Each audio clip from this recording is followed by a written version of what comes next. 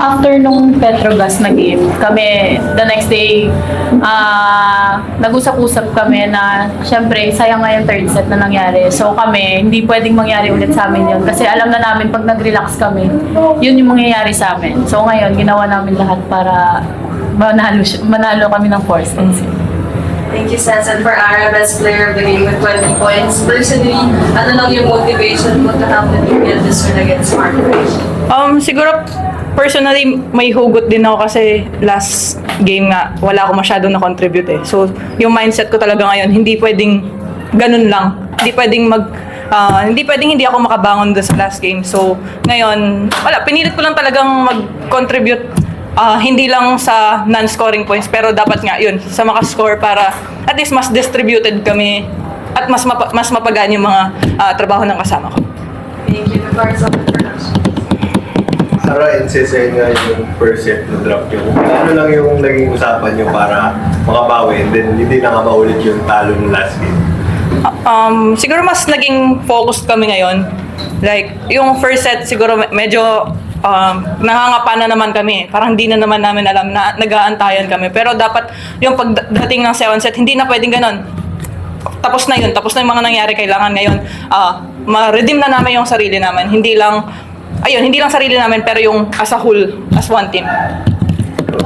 Sa akin naman, siguro yung adjustment namin second set. Yun nga, nung first set, medyo nangangapa kami. So pagdating ng second set, maganda yung adjustment namin. So sumunod lang din kami sa sistema ni Coach, which is yun nga, maging kalmado lang, focus lang sa laro. So effective naman. Yes po. Versus, meron pa ba siguro matutukoy na isang bagay na nawala talaga nung last game? Kaya nangyari yung ganung result? Siguro naging komportable kami nung third set. Yun. Oo.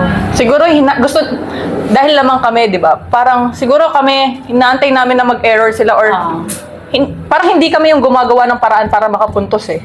Yun, nawala yung sinasabi na killer instinct, dapat ma-side out namin, pero yun nga, parang hinahayaan lang namin hanggang sa sila na yung nakahabol na sila, na nandun na sila at nanalo pa sila. So, yung momentum medyo mahirap din ibalik yun na sobrang nasa amin hanggang sa na-shift sa kanila. Iyon po. And Ara naman dun, kanina nakalaban yung partner si Jolina. Yeah. Nakakabalik lang din. Kumbaga yung naging journey niyo pareho, may pagkakapareho in terms of yung injuries, yung tagal ng recovery. Ano siguro feeling makita ulit siya playing, kung if ever pa may advice kung nabigay sa kanya? Nakaka-proud. Naalala ko, hindi ako nakanood nung game nila ng pang-comeback game niya. Pero nakita ko yung result. Sabi ko, wow! Sabi ko, grabe rin siya. Sabi ko, na-miss niya. Pero siya yun eh.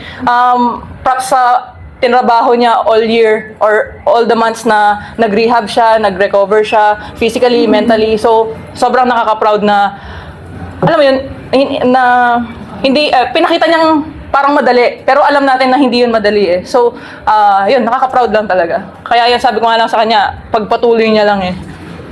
Yan po. For Sens and Ara, yung next game niyo will be against Zeus Coffee. So, paano lang din makakatulong tong win na to heading into that match? Sa amin naman, dahil lesson yun sa amin yung last game sa Petrogas. So sa amin, kailangan lang din namin maging consistent and focus pa sa game. Siguro magtrabaho din ulit kami. Titingnan namin kung ano yung lalaroin ng Zeus. Ayun. Siguro mas para sa akin parang mas okay na mag-focus kami sa galaw namin as a team. Whether kung sinong kalaban namin. Pero yun, given na Zeus yung kalaban, mas mahalaga na yung galaw namin, yung sistema namin, ma-apply namin. Kung ano yung gusto nila coach na gawin, kami na ma-adapt namin at magawa namin ang tama. Yan po. Thank you, Sens. Thank you, Ara. Thank you!